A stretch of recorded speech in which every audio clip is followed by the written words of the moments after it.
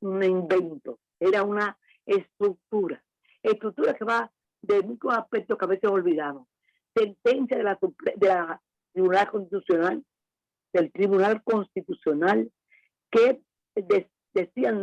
sentenciaban que solamente eran atendibles por la justicia dominicana las auditorías realizadas por la Cámara de Cuentas, y la Cámara de Cuentas no las realizaba. Ese era un aspecto. Otro aspecto era fundamental, las leyes de lo orgánico. Cuando se declaró los principios orgánicos en la Constitución, esas leyes decían mayorías difíciles de alcanzar, mayorías hechas para ser parte de cualquier manera, aunque no se tuvieran los votos, de las decisiones importantes que reformarían en algunos aspectos de la sociedad dominicana. En la empleomanía, las comisiones de ética tenían una durabilidad de 4 años de inamovilidad, sin haber hecho ninguna denuncia que la justificara, porque se protege y es obligación de proteger al testigo, como yo diría, el testigo simpático. Si hace testimonio, si se arriesga, y aquí esas estaban concedidas por 4 años inamovibles y que se extendieron en el último tiempo, de manera de obstaculizar hasta en los trabajos o en la categoría de los empleados de carrera o no de carrera, el número que iban a dejar estructurado dentro de la administración pública. O sea, entonces, las comisiones de ética de las instituciones eran infuncionales. Bueno, tú me puedes decir, por favor, tú que eres un hombre que está en el medio de un periódico tan antiguo como es El Día, tú me puedes decir si tú conoces alguna denuncia importante de una comisión de ética de un acto de corrupción. Yo conozco lo que dijo Alicia Ortega con los codenombres, por ejemplo, o con la conversación con Danilo Peña. Yo conozco las cosas que hizo Nuria Piera, lo que hizo un sector del periodismo importante, la prensa escrita, pero yo no conozco las denuncias que hicieran las comisiones de ética. ¿Tú las conoces?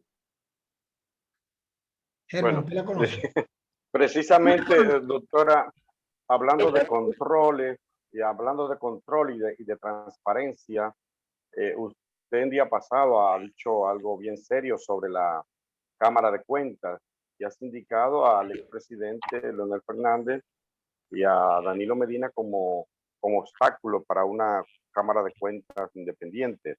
Pero no es el PRM quien tiene mayoría hoy día en el Senado de la República, por ejemplo, y en la Cámara de Diputados.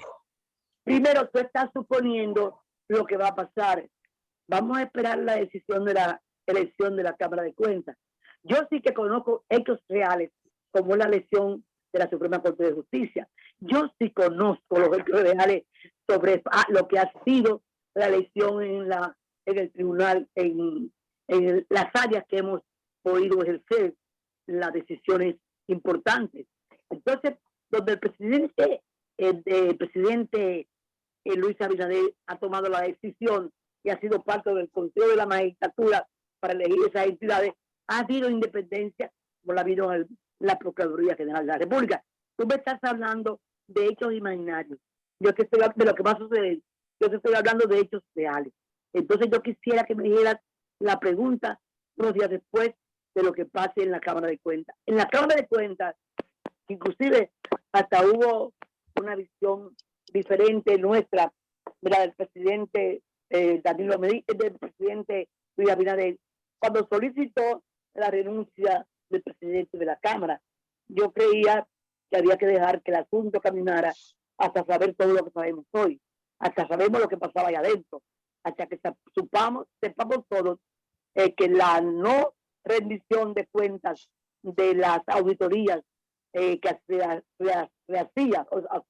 la Cámara de Cuentas era un plan de control, de mantener bajo control los actos de impunidad. La impunidad. Correcto. En el caso de la... De una manera. Tú comprendes que lo de la Cámara de Cuentas estamos todos a la expectativa, tú y yo. Claro. Sí. No, nosotros no, la sociedad dominicana en su conjunto. ¿Qué aspira Milagros Ortiz Bosch en el caso de la Cámara de Cuentas? Y el defensor del pueblo. Una Cámara de Cuentas de dominicanos capaces. ¿Aló? Sí, le escuchamos, Sí, doctora. le escuchamos. Continúe, doctora. Una Cámara de Cuentas de ciudadanos inteligentes, de gente que esté comprometida con el país, y saber que la Cámara de Cuentas tiene un papel fundamental. Recuérdate que el gobierno tiene que rendir las cuentas al Congreso cada año de lo que hace lo que hace el gobierno con el presupuesto que le autoriza el Congreso. Y tú has oído alguna vez una rendición de un estudio realmente de la aplicación del presupuesto de la República. Entonces no, hay una Cámara, estamos todos a la expectativa de una buena Cámara de Cuentas. La lucha es larga, los cambios son interesantes. Tú me hablaste de Leonel Fernández y de don Danilo Medina. Vamos a explicar esa pregunta porque me interesa contestarla. Pero yo refiero que día pasado. Ajá. Yo creo que en los casos más escandalosos se generaron en todos los periodos, no en uno ni en otro. Yo pienso que hay un proceso que no me quiero meter en criticar los partidos políticos. He dicho y vuelvo a repetir que es obligación de los gobiernos dominicanos defender el sistema político de la República Dominicana y que el PLD se tragó, destrozó los partidos más leales que tuvo en sus 20 años de gobierno, que son el Partido Reformista y el PRD. El PRD era un partido de un 47% y ahora es de menos 5%. Entonces, a nosotros nos interesa, a la democracia dominicana le interesa un sistema de partidos capaz de ayudar a construir con una oposición y un gobierno actuante una vigilancia de la democracia. La democracia no se hace sola, se construye colectivamente. Y entonces, en ese sentido, tengo un aspecto crítico y quisiera verlo criticarse, porque la impunidad surgió con los dos.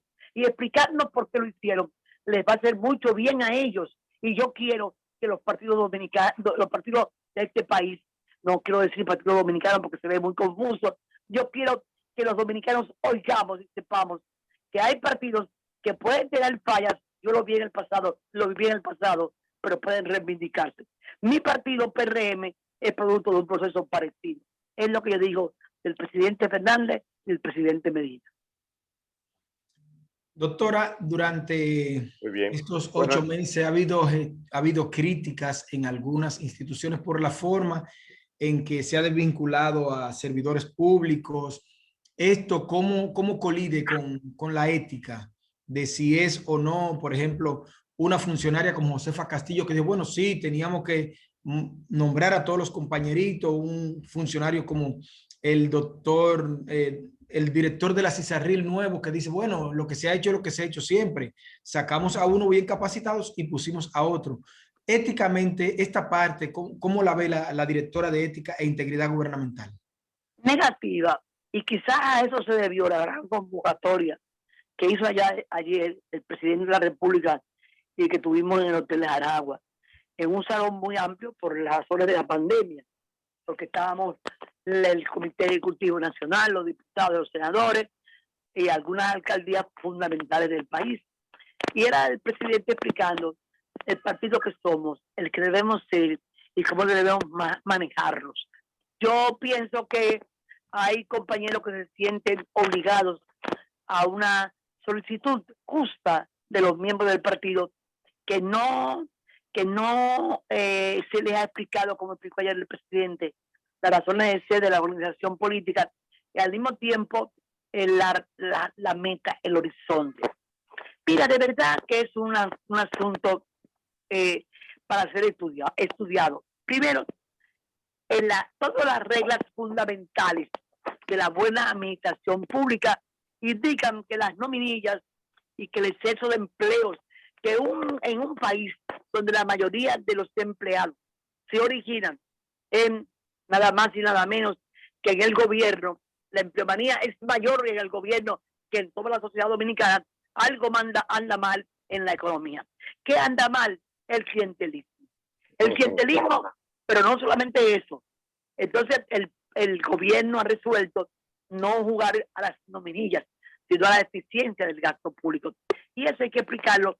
Pero si el gobierno trabaja por crear empleos, y ciertamente hay, como decía al principio, una trama de ejercicio inadecuado de la ley de libre acceso, no, de la ley 4108, 41 de administración 04, no 08, de administración pública, que como por ejemplo darle a todo el que estaba en una comisión de ética 9 personas, impunidad e inamovilidad durante 4 años sin haber hecho ninguna acción para evitar ejecutar la función verdadera, que era darle seguimiento a la buena función del departamento donde funcionaba.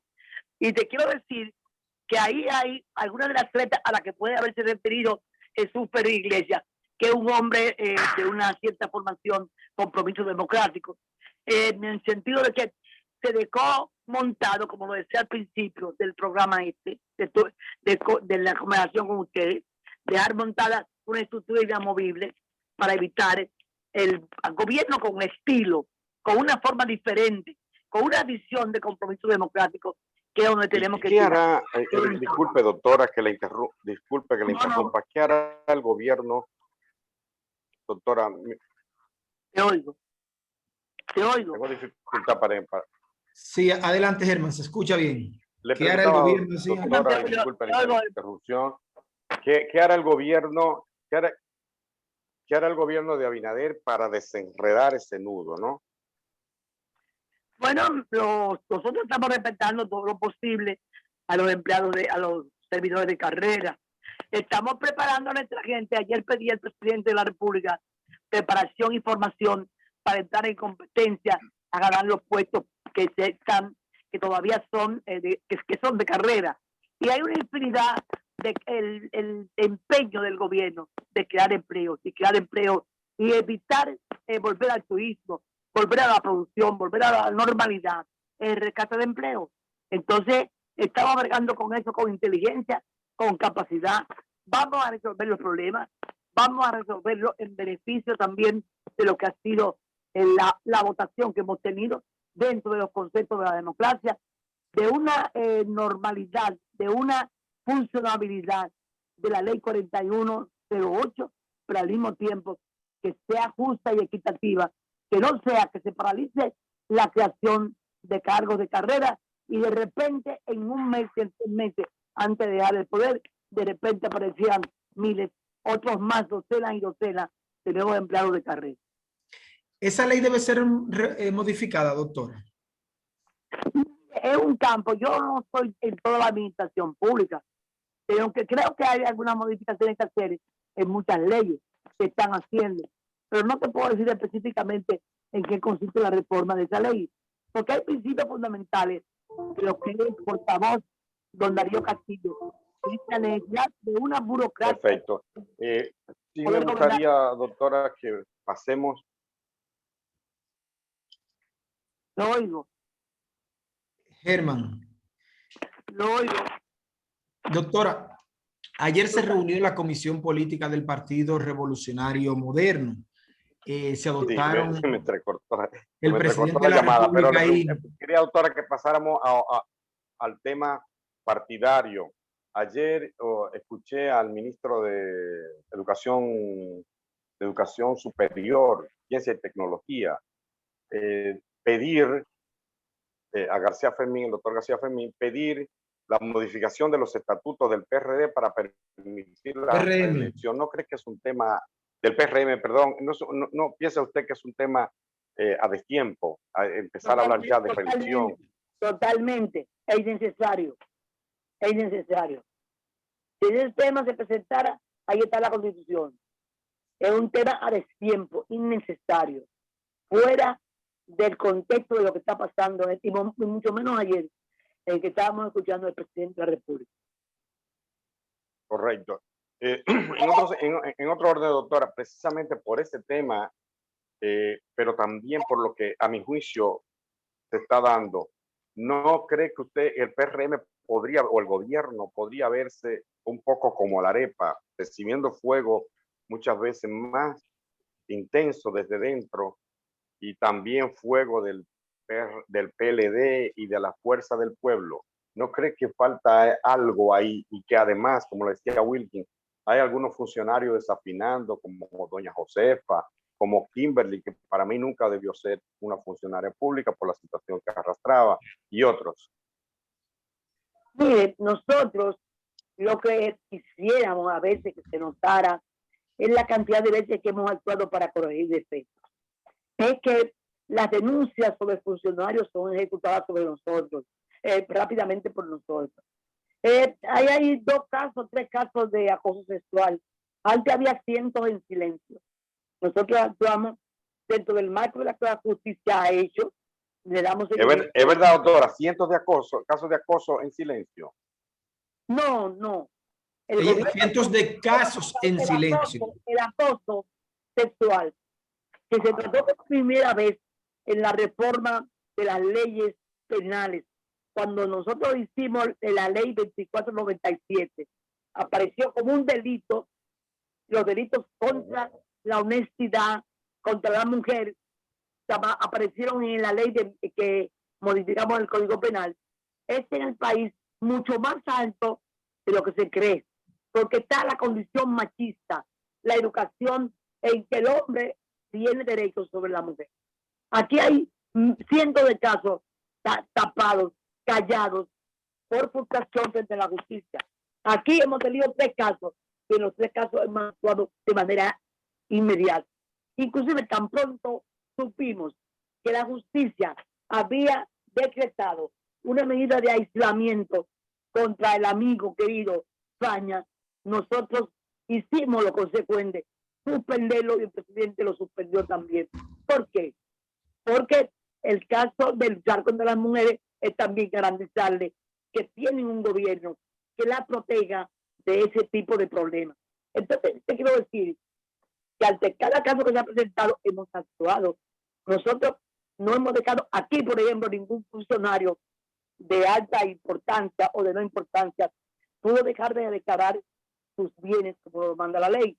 Porque si un gobierno no permite que el primer acto de un funcionario es la declaración de bienes jurada, y por primera vez en la historia dominicana eso se ha visto.